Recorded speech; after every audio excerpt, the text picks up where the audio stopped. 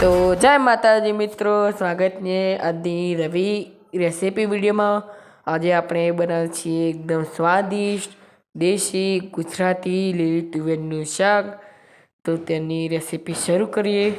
તો તમને રિક્વેસ્ટ કરું છું કે અમારી રેસીપી વિડીયો લાસ્ટ સુધી જોતા રહેજો। આપણે સૌથી પહેલાં ગેસ ચાલુ કરી દીધો છે। ગેસ ઉપર મૂકી દીધી છે તપેલી, તેની અંદર તેલ પર રેડી દીધું છે। આપણે તેલ રેડીએ તો થોડું, આપણે તેલ રેડેલું હતું તો આપણે થોડું વધારે રેડીએ છીએ। હવે આપણે તેલને થોડી વાર ગરમ થવા દઈશું। તો આપણું તેલ ગરમ થઈ ગયું છે। હવે આપણે તેલની અંદર નાખી દીધી છે રાઈ। રાઈ ફૂટી રહી છે, ફટ ફૂટી રહી છે રાઈ એડ કર્યા બાદ તેની અંદર એડ કરી દઈશું જીરું અને હિંગ।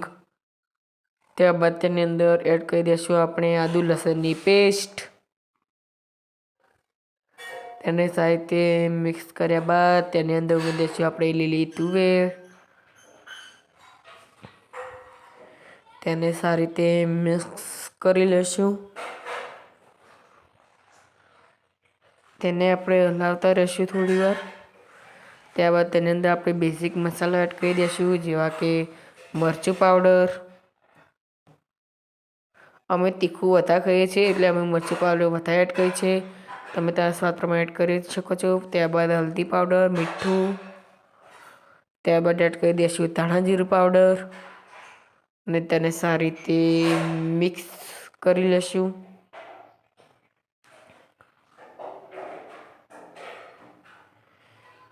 એકદમ સારી રીતે મિક્સ કરી લીધી।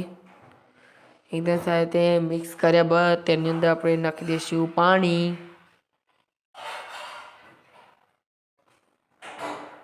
આપણે અહીં અડધા લોટા બરાબર પાણી લીધું છે, તમે લેવું તેટલું લઈ શકો છો। ત્યારબાદ તમે જોઈ શકો છો આપણી તુવેર કેવી ગેસ પર ઉકળી રહી છે, એકદમ સ્વાદિષ્ટ શાક લાગી રહી છે। ત્યારબાદ તેની અંદર એડ કરી દઈશું આપણે ગરમ મસાલો। જ્યાં સુધી આપણી તુવેર થોડી પોચી ન બને ત્યાં સુધી આપણે તેને ચડવા દઈશું। ત્યારબાદ ગેસને કરી દીધું છે બંધ અને આપણું તુવેરનું શાક બનીને થઈ ગયું છે તૈયાર। તો આપણે જમવા બેસી ગયા છીએ। આ છે આપણી થાળી, જે બહુ મસ્ત લાગી રહી છે। તો આજે જમવામાં છે લીલી તુવેરનું એકદમ સ્વાદિષ્ટ અને દેશી શાક, લીલી તુવેરનું, ત્યારબાદ છાશ, સલાડ, મરચાં અને આપણા પરોઠા, છાશ અને આ છે આપણી પ્લેટ। આપણે ટ્રાય કરીએ કે આપણી લીલી તુવેરનું શાક કેવું બન્યું છે। તો સૌથી પહેલાં મિત્રો તમે ટેસ્ટ કરો અને પછી ટેસ્ટ કરીને તમને રિવ્યૂ આપો કે આપણું શાક કેવું બન્યું છે। તો નેક્સ્ટ રેસીપી શું બનાવી તમે કમેન્ટમાં જણાવજો।